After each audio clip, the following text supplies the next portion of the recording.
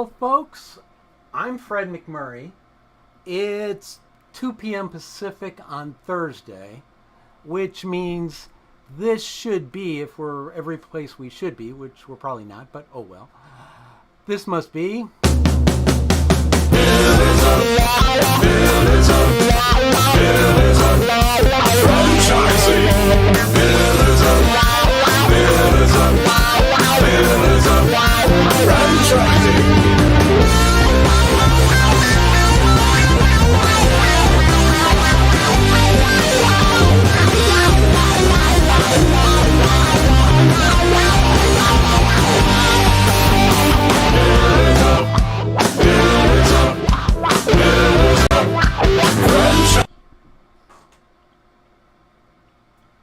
Woo! Okay then.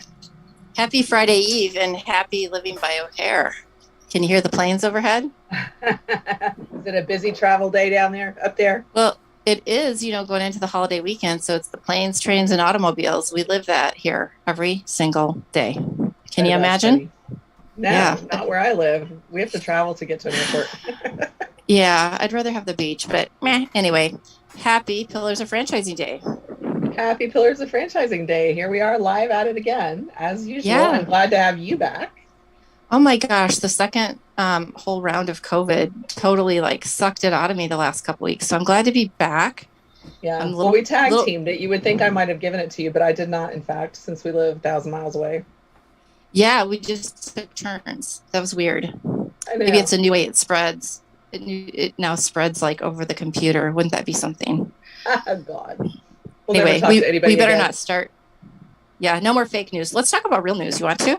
Yes. Yes. And so we are on the board, you and I, of the Titus Center for Franchising. So they're doing great work for young people, getting them involved in business ownership and franchising. And so they have announced 5 scholarships. This is the 3rd year they're handing them out. And they are sponsored by people in the franchising space. Yes, one I have to get a shout out to. Got to give a shout out to the Mr. Don Dwyer, who is part of the Dwyer Group that purchased Service Brands that owned Molly Maid, which is now, of course, we're all known as Neighborly. But it was great to see his name in there as somebody, along with Ray Titus himself, who has really been instrumental in getting these scholarships available to people who want to pursue franchising. Yeah, and in education, that's so cool. Yeah, and we've got Jeff and Sherry Sieber of Fran Fund. We've got JJ Prendomino from United Franchise Group. We've got Rob Morris from Chick-fil-A and the Coble family, who has a foundation that's helping fund the franchise scholarship. So I was down there for a board meeting, I guess in the spring, and they had the students sit down and speak and talk about their experiences. And they're going in various directions. Some get help buying their very first franchise. Some go into service providers or consulting groups and kind of get their feet wet there. A lot of them have the goals of business ownership. Right. Some of them have business ideas already and are trying to get those launched. So it's a great way to get young people interested in entrepreneurship, I think. Well, I have to say that as a franchise owner, and especially, and I'm going to speak on behalf of Ray, even though he didn't ask me to, because that's just sometimes what I do, right, Ray? I think as some of the larger franchise owners, we would all really enjoy doing some kind of internships with some of these young people who are doing this for school, and they've got the summer off. They're looking for internships if they don't want to work on the franchisor side. I mean, I would love to have somebody come in and work my business and kind of learn from all the local marketing stuff that we do, giving back to the community, a lot of the employee engagement stuff. I mean, that would just be awesome. Yeah, and they did. We're doing internships. I turned into a little bit of an alien there for a second. But several of them had internships. A lot of times they're looking in their geographical areas in their hometowns so that they can go home for the summer and save money. They would prefer paid internships, but I think depending on their situations, they may be able to do unpaid. They are looking for ones in their general areas. So each year they'll put out information about who's looking in what areas. So that's something that we could certainly help them publicize and get the word out and help these kids and help our fellow franchise people find some extra summer help and some training and have mentor opportunities. Totally. And you know what, then they go back and they decide maybe they were not to take away from our franchisor friends, but maybe they decide, working for a franchisor is pretty cool, but hey, owning my own franchise, like that's rock star stuff. I would much rather do that. Yeah. So, and they're looking for all of the experiences. So I think they're open to anything. So if anybody out there is interested, we can certainly put you in touch with the Titus Center and let you know of dates when they begin looking for summer internships for sure. Awesome. And I know we now have an amazing guest I'm super excited to talk to coming up. So I think Fred very soon is about ready to get us started, huh? Yeah. There we are. Take it away, Drew. Ray. Welcome to the show, Drew. Hi, Ray. Pleasure to be here. Yeah, I'm going to go ahead and read Drew's bio, okay? Sure. All righty. Put the glasses on here. They say I look better in glasses. No, we don't say you look better. We say you look wiser in glasses, right? Oh, why? Well, so what you're saying is I can't look any better? Right. You are at the top of your game right now. Excellent. Okay. Here we go. Well, Drew Chalfant and the team at Roda Chalfant Franchise Law are the franchise attorneys who've been there before. As a former owners and in-house counsel for the best-in-class franchise development firm, the team of Roda Chalfant and first-hand experience in taking brands from their franchise sale through multiple strategic exit transactions, bringing more than just decades of combined legal experience to the table. The team of Roda Chalfant and Franchise Law know the players. They know the game, and they're there to help take your franchising pursuits to the next level. Welcome to the show. Thank you, Ray. Drew. Thank you. To sum it up, you basically help people become franchisors and get them scaled, sized, all the way up to the point where they're ready to be sold off or invested in by private equity firms. Is that right? Yeah, that's so. I mean, we're a franchisor focused law firm at our core, right? But we found that, our niche within the niche is we really like playing in the emerging brand space and kind of being like taking a brand to market for the first time as a franchisor. So the first franchise disclosure documents that they've put together, oftentimes it's literally forming, ABC Franchising LLC. It is taking them from that one or two corporate owned locations, taking them to market as a franchisor through the FDD preparation process.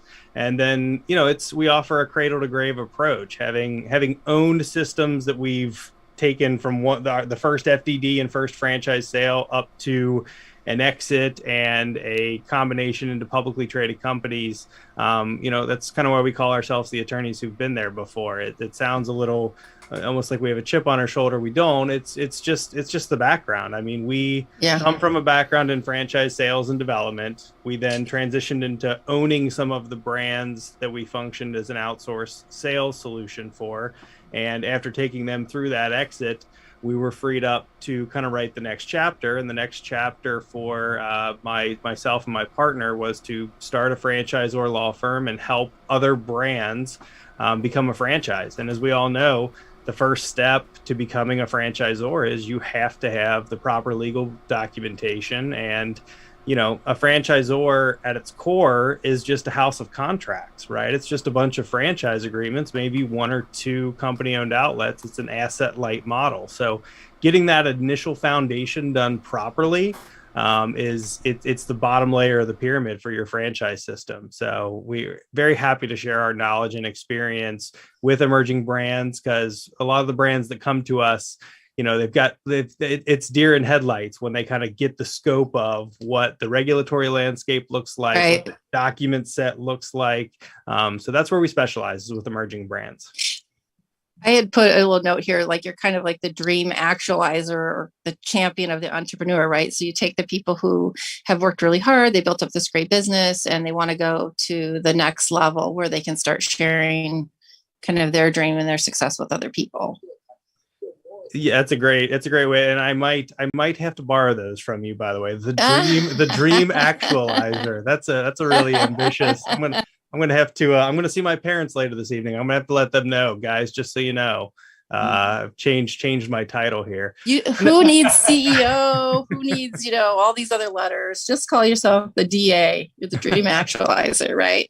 No, but that's really important because we've talked to a lot of people who have these great businesses, maybe some family run businesses that have been in, their families for generations. And, I talked to somebody today, matter of fact, I kind of alluded to one of the gentlemen I talked to, and he said, yeah, my buddy, he's getting ready to buy his parents' dental firm, but he doesn't really want to go into like the dentistry part. He wants to go into the business part. And he has visions of being able to take this practice and like franchise it. And I'm like, oh my gosh, that's where my dream actualizer and the champion of the entrepreneur came from. And having my conversation with this guy, I'm like, oh my God, that's really what we're talking about. Yeah, absolutely. And I mean, that's what I think the force multiplying effect of expanding via the franchise model, creating entrepreneurs out of people in the form of a franchisor who then go and spread that out to create dozens, hundreds, thousands of new entrepreneurs at the franchisee level, and then trickle that one step forward to, this is a lot of, somebody's first summer job or it's employment. I mean, if I kind of trace it back, we feel kind of, it's a bit of a butterfly wing effect, right? Or butterfly effect where, Sure. We take a brand to market and then who knows what could happen downstream. If I had to pick kind of a why, I think that's pretty high up there on the why, or what's exciting about being able to do this for me is because I don't know who's going to turn into the next Chick-fil-A. I don't know who's going to turn into the next Roto-Rooter, but it's very possible that it could be one of our emerging brands. And who knows what the downstream effects of that are.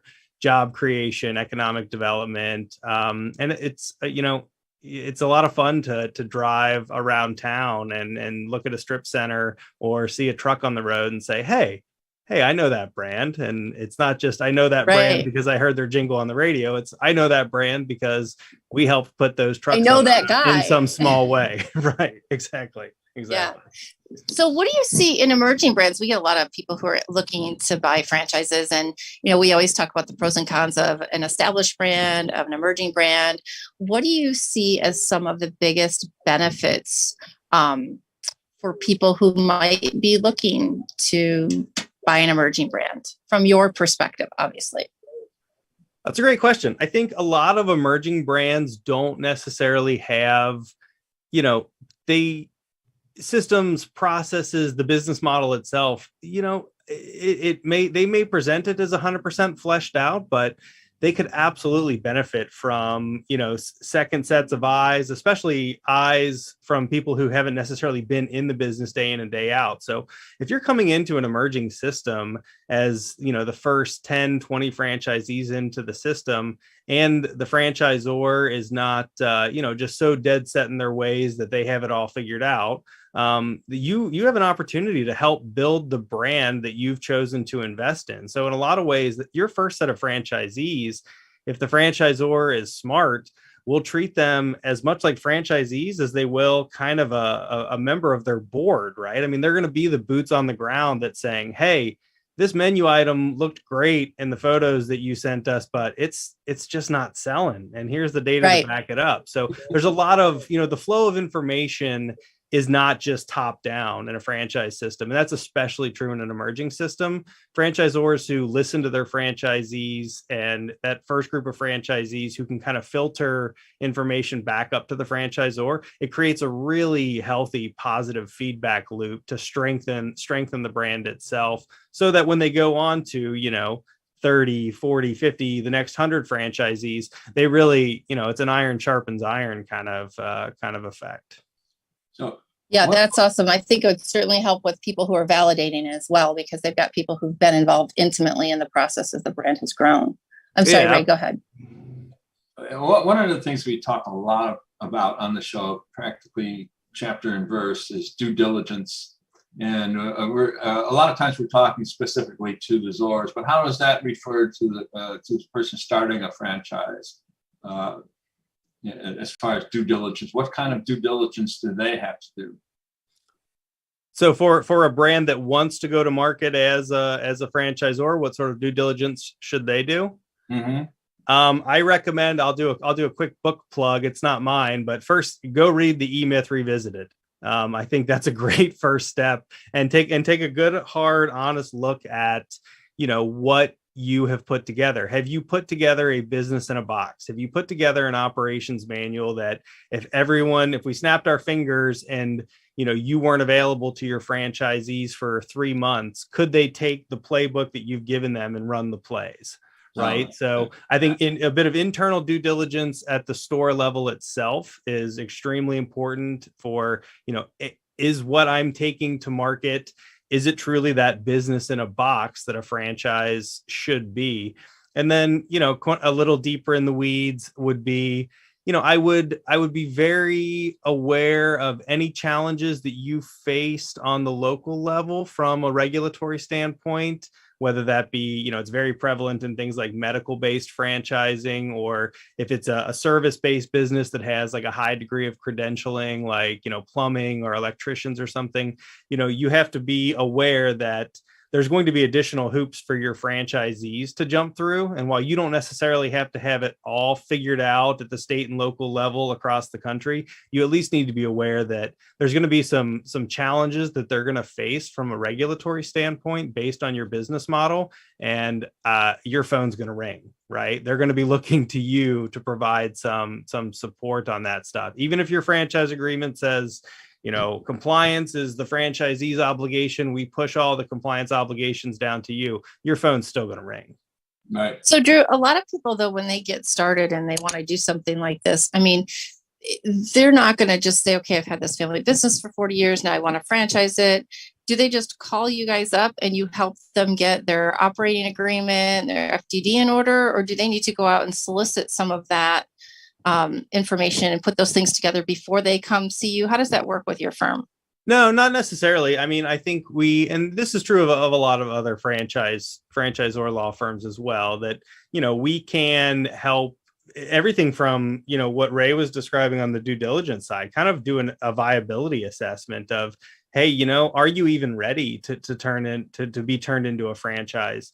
In a prior role with a franchise sales and development organization, I mean, that's constantly our vetting process was essentially a viability assessment. So it's almost second nature to us to kind of do that for an incoming client. We also partner with a couple of groups, several of the big names out there, if they are looking for someone to do a little bit more of that operational consulting on the front end, and then come to us just to kind of paper up what their franchise system is. We're happy to work through those types of relationships, but we are, a core competency of ours is taking someone to market as a franchise who knows absolutely nothing about franchising at all, and educating them along the way, right? Not just delivering them a 300-page document package and saying, all right, best of luck. It's making sure that they understand, what they're getting themselves into.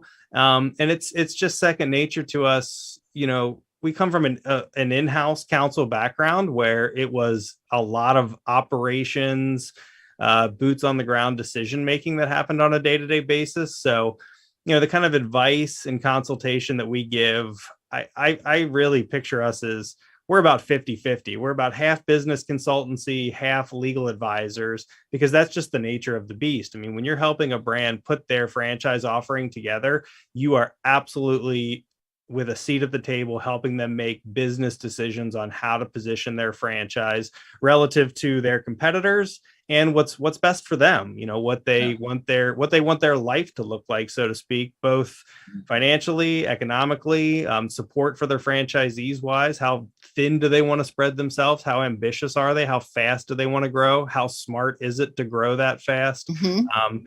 So yeah, we plug in just soup to nuts, really. Yeah. It sounds to me like you stick a mirror in front of your clients and say, would you buy a franchise from this guy? We tell them, when we're building FDDs, it starts with a questionnaire, and we tell them this question, you're going to learn more about your business filling out this questionnaire that maybe you cared to know. Like we're gonna open up the refrigerator drawers. We're looking in the junk drawers here to find what's going on. Yeah. But that's so important, because if you think about it, people who are going to invest in these brands, not only do they hopefully recognize they're an emerging brand, but I mean, you're taking your life savings, you're putting your family's future on the line. And so it's important that everybody understands that you can't just go out and become a franchisor. So whether you're somebody who's looking to buy a franchise system and you're nervous about emerging brands, I think that's important to know. And if you're somebody who is an entrepreneur who says, oh, you know what, the way I'm going to make money now in the next 10 years is I'm just going to turn this thing into a franchise. Well, it's not just that easy. And I think that's important. Your message certainly should not, just fly by somebody's ears who think that that's what's going to happen. Because that's the beauty of franchising, is that it is regulated, and there are people watching, and you can't just, put a brand out there and say, okay, now we're a franchise system. Mm. Yeah, I think there's definitely, to Ray's point of kind of putting a mirror up in the brand's face, there's an element of stewardship here as well, like between you and your franchisees, where you may have taken your life savings to take your brand to the next level and scale via the franchise model. You're also going to be asking your franchisees to potentially fund these things with their 401k. I mean, go into a significant amount of debt potentially, which could be a very smart business move for the franchisee, but it also, it's scary. You're asking a lot of your franchisees, especially as an emerging brand. So treating it with the respect that it deserves, I think is very important for an emerging franchisor. And there is great benefit to franchisors who treat their first set of franchisees that way, because they become your best validators, right? I mean, they essentially become your most powerful sales force via the validation process. What is one of the coolest franchise models that you have run across in, say, the last 12 months that maybe before you'd never even thought of something like this coming about, and now they're franchising it? I got a pretty cool one. I just issued the FDD earlier this week. It's very, very cool. Is it okay if I go ahead and say the brand name? Is that all right? Oh, I'm sure they'd love it if you just issued an FDD. I mean, you're their attorneys. We'd love to hear absolutely. Yeah, sure. So it's a brand called Shrunk 3D. And if you saw it driving down the highway, you would think that it was a two horse trailer if you just caught it in passing, right? It's a large trailer. You get up close on it, and inside the trailer, there's a worker who is operating a laptop, and there is a monitor screen that's in a small part of the trailer. And then you walk forward into a portion of the trailer that looks like something out of Men in Black or 2001: A Space Odyssey. Inside that room is somewhere in the neighborhood of 80 to 90 high definition cameras all over the walls, on the ceiling, on the floor. They take a 3D scan of you, and they can do it with you and your dog in the booth, you and your whole family. They can do it just you. And then they send that 3D scan. They have a proprietary software that kind of renders that scan into something that can be used for generating 3D printed models. And they will send you a copy of yourself, and you can get it. Oh my God. It's like a self-made, I'm not going to say blow up doll, but like a self-made Barbie, right?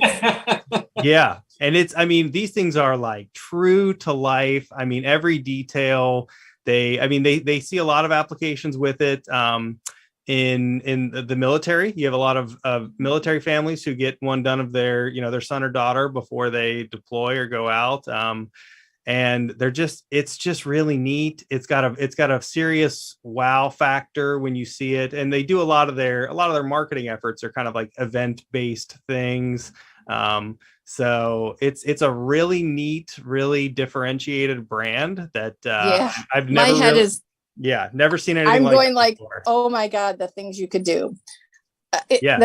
That's crazy.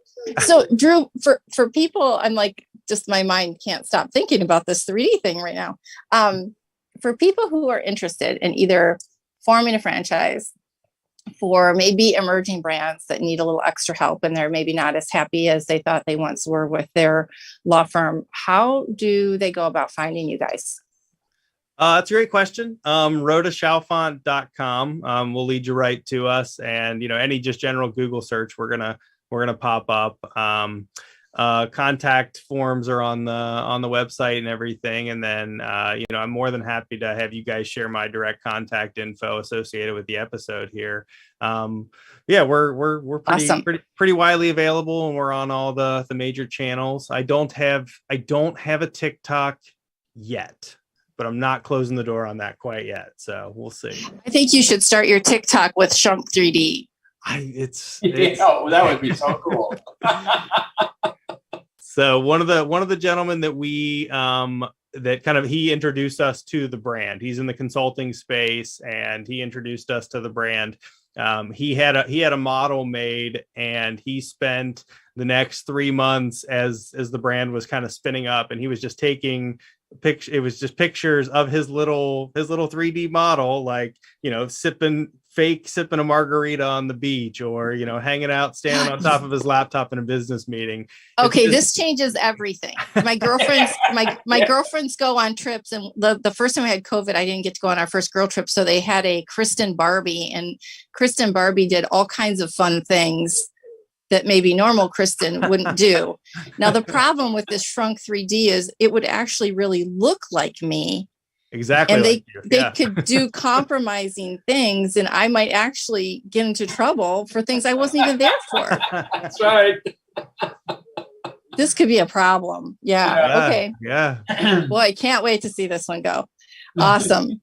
Well, Drew, thank you so much for coming on. And I'll tell you what, sometimes, we get these things like, oh, we're going to have an attorney on. And I'm thinking, okay, well, what are we going to talk about? And then I was on your social media pages, and I'm like, hey, check out some of this really cool stuff that they have, So, super fun. I'm definitely going to have to invite your friends from Shrunk 3D on the air, because I think we got a lot to talk about there. This Kristin Barbie thing's got me all freaked out now. So, I really thank you for your time today. We will have, if anybody's looking to contact you, we will have all your social media links and everything on our website, as well as all your contact information. We certainly hope that you will come on again with maybe the Shrunk 3D brand, and let's see where they go or grow from here. Yeah, absolutely. Thank you. Thank you so much for having me. It was a pleasure. It was great. Thank you. Hey, franchise owners. How's your local marketing? Do you feel like you could use some help keeping up with your social media posts and comments and reviews? Do you wonder if you could be doing more to attract local customers? Are you able to identify new move-ins to your local area? At Westvine, we help franchisees like you reach more local customers through digital marketing. With daily monitoring, creative content, and ad placement, and customer data intelligence, we'll get your business in front of the people who want your products or services. We also work with franchisors who need an agency to handle the digital marketing for all of their locations. If you're ready to reach more local customers, give us a call at 805-265-5440 or visit us at westvine.com. That's 805-265-5440 or westvine.com. Jerry, where have you been? Well, I've been all over the country. You know me, Kristin. I'm going to call you Truckin' Jerry. Look, you're still in that truck. Oh, I've missed you, though. It's good to see you back. Let me tell you something. Coming back from COVID, the COVID brain is a different brain today, as you might have picked up on already.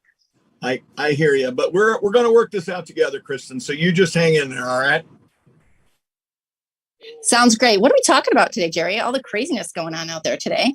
Craziness. So the state of California has a little bit of a history of doing things that are not necessarily positive for small business or the franchising model. And once again, this week, they put a new bill forward that is going to cause some pretty major upheaval in the franchise industry, and even with, outside the franchise industry out there. So I wanted to talk a little bit about that today. We always are positive about franchising on this show. We always talk about all the great things and the great opportunities within franchising, but we also need to be very aware that there are roadblocks to franchising, and we need to continue to educate people that want to be franchisees or people that are, and they may have some struggles. So this is an opportunity to just talk about this. It's called the FAST Act, F-A-S-T, FAST Act. And it is, in layman's terms, it's an effort by the Service Employees International Union to unionize all fast food workers in the state of California. And frankly, they have not been able to do it through a national effort because it's really another version of joint employer where they want franchisees to be basically general managers instead of the owner. They want the franchisor to be responsible for all of the employees rather than the franchisees. So this is an effort to go to the state level and take control of all of those employees. So there are some issues with that, as you can imagine, Kristin. In essence, I love my crazy California people. And my dad lives there, but I have to tell you, Jerry, in reading some about this, I think what people have to understand is, like, you wouldn't even be able to barely afford to go buy a Happy Meal at McDonald's if this act goes through, because you're talking 22 to 25% price increases on the cost of anything at a quick serve restaurant. Right. And Kristin, that's just to keep them open, right? I mean, the businesses have to have profit to stay open. Right. So, it's another tax, in essence, that's going to be passed along to consumers. So you're right. The cost of meals are going to go through the roof. And we got to remember, this is not just franchising, because In-N-Out is not a franchise, but it's a very large brand out there. And they're going to get hit the same as the franchise brands will be. My friend Matt Haller, the president of the International Franchise Association, put it quite well. I think he says it's a solution in search of a problem that doesn't exist, because we live in a world right now, Kristin, where there's a huge shortage of employees.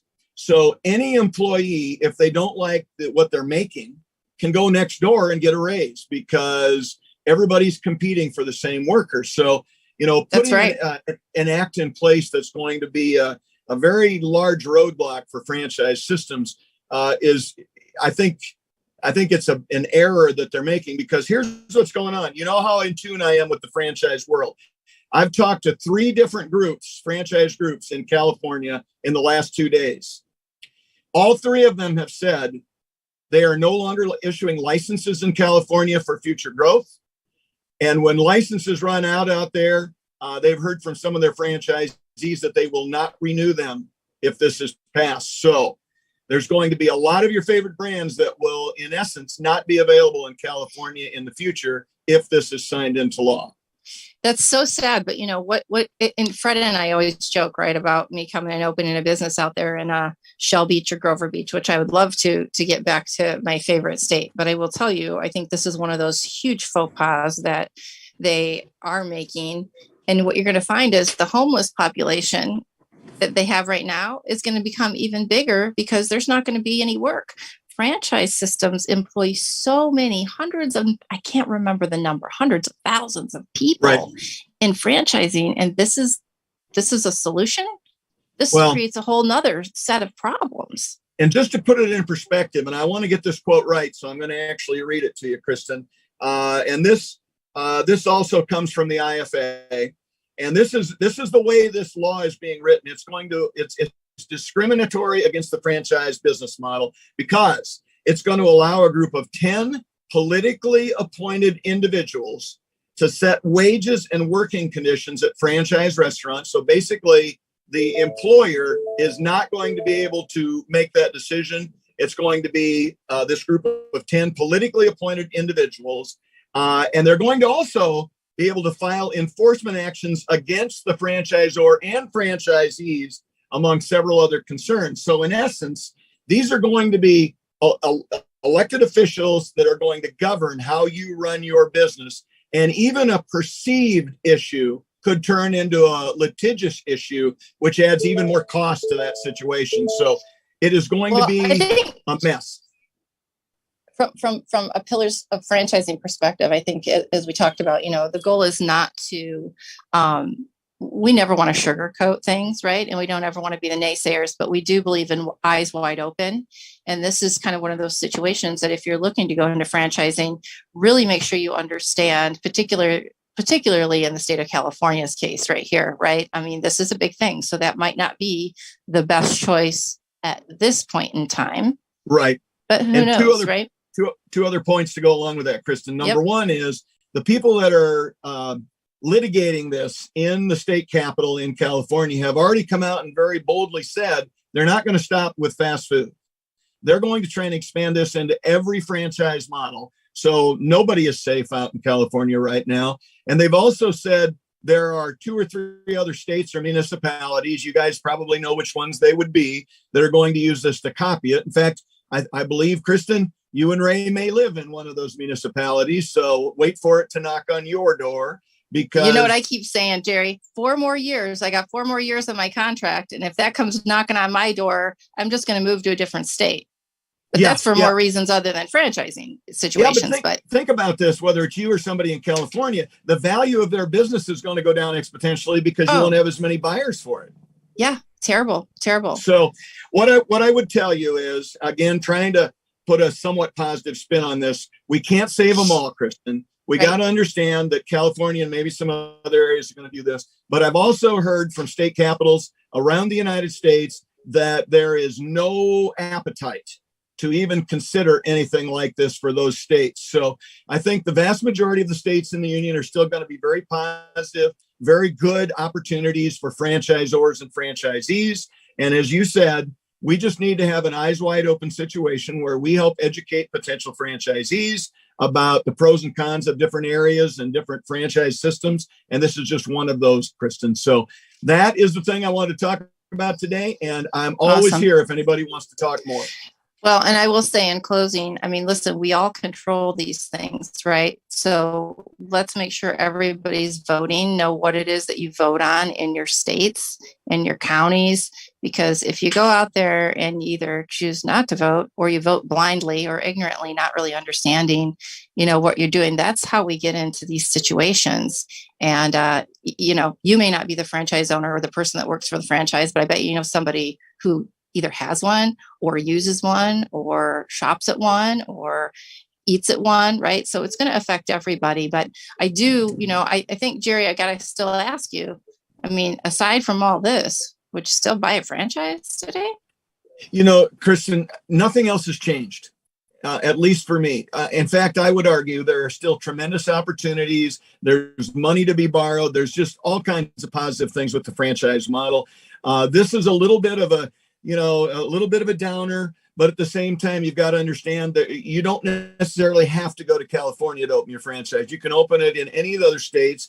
And in many cases, you're going to open in business-friendly states that will actually protect the franchise model. So I would argue just buyer beware. Make sure of the things in your state or your municipality that may negatively impact it. But franchising is still by far the most successful way to open a business. So I would say, do it if you're thinking about it. Don't wait like I did. Get on the ball, get it done. And if you need help, call Pillars because we're here to support you.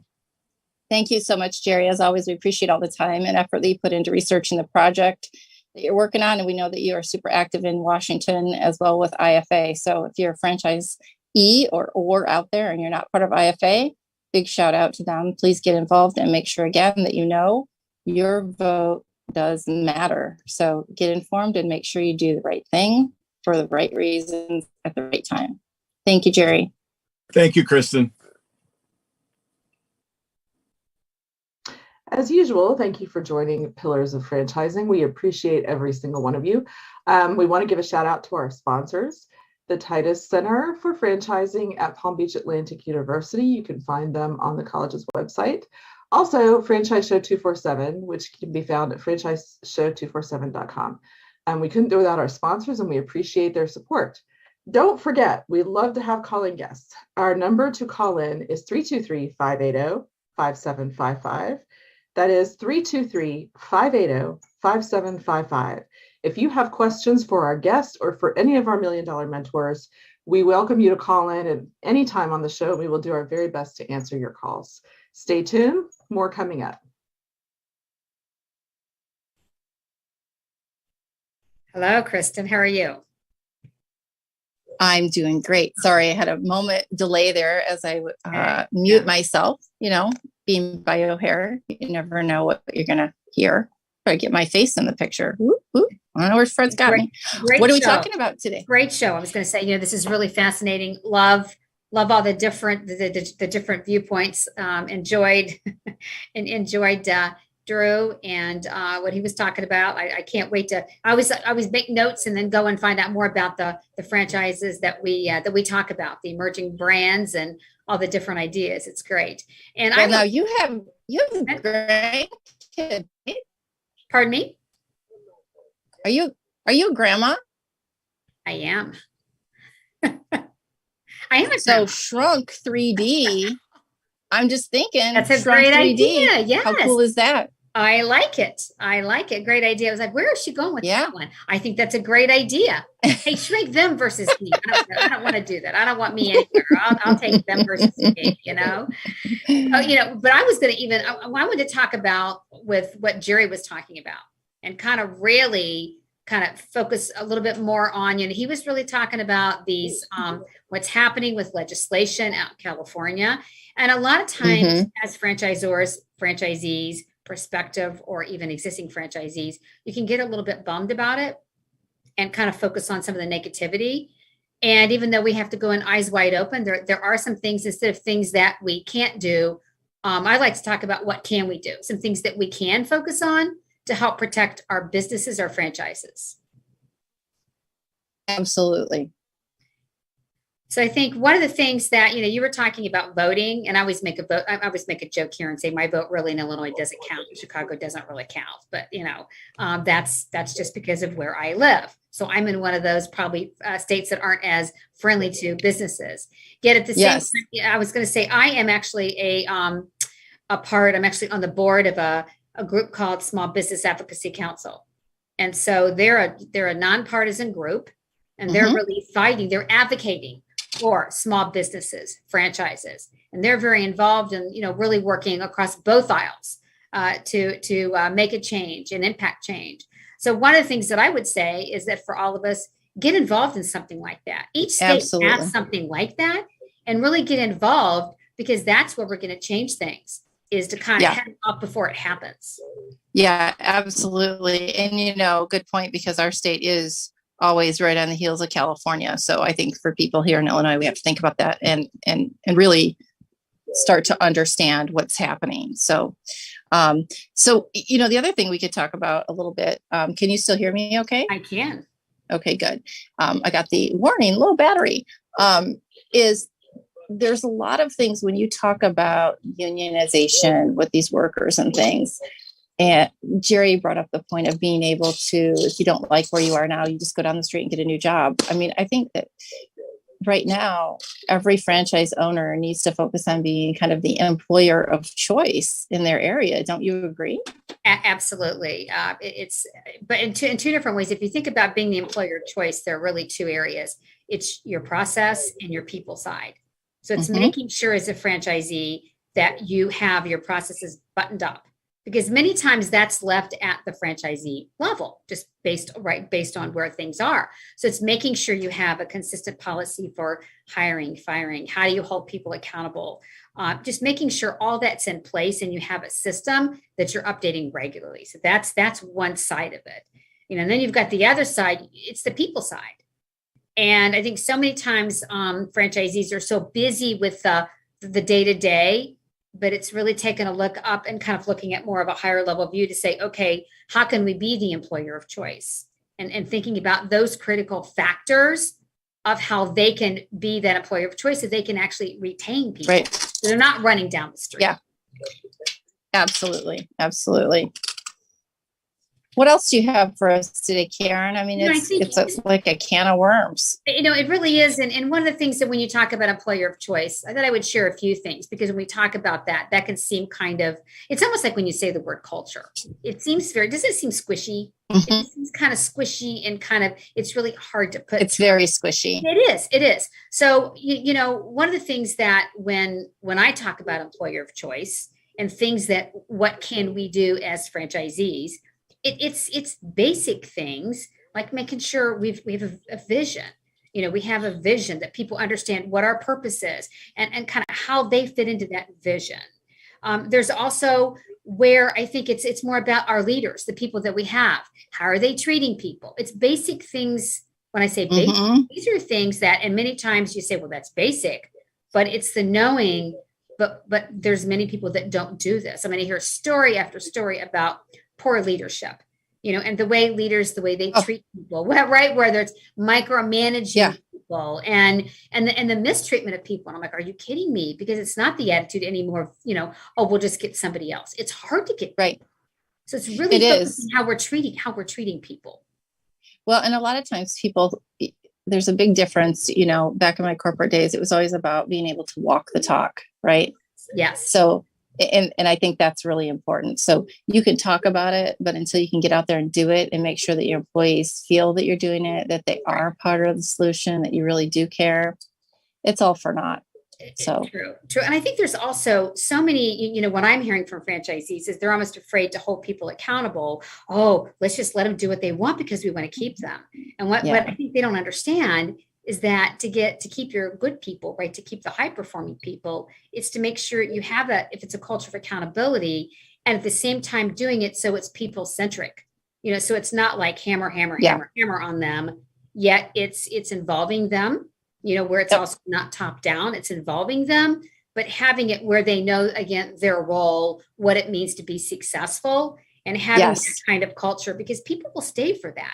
They're going to leave if they don't have that into place as well. Awesome. Well, Karen, thank you so much. I really, I've been watching your stuff on LinkedIn, and I would tell people that, if you don't follow Karen on LinkedIn, you probably should.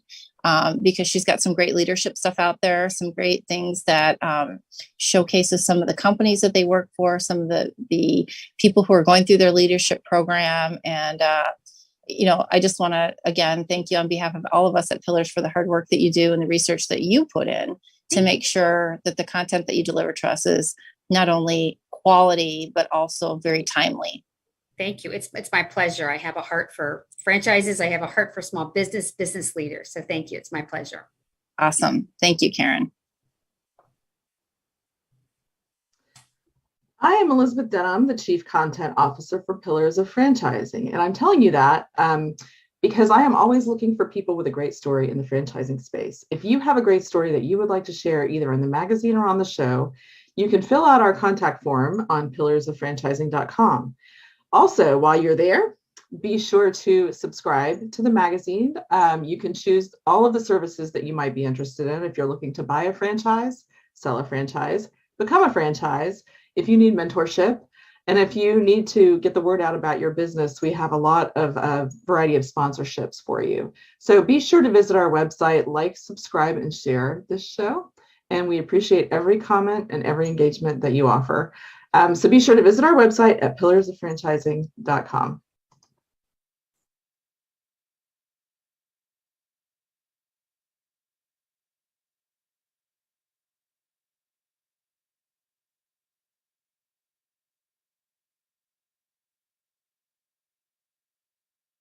Okay, no one told me I was on mute. I couldn't click over fast enough. Oh, that's so funny. I have something blocking the view of myself. At any rate, we want to thank our audience today for joining us on the show with our guest, Drew Chalfant. Please be sure to like, comment, and share this episode. Thank you to Jerry Akers, Ray Pillar, and Kristin Selmeczy, our Million Dollar mentors, Karen Kimsey Sword, our mentor mastermind, Fred McMurray, our producer. I am Elizabeth Denham, and together we are your resource for franchising success. This has been the Pillars of Franchising, and as usual, the dream starts here.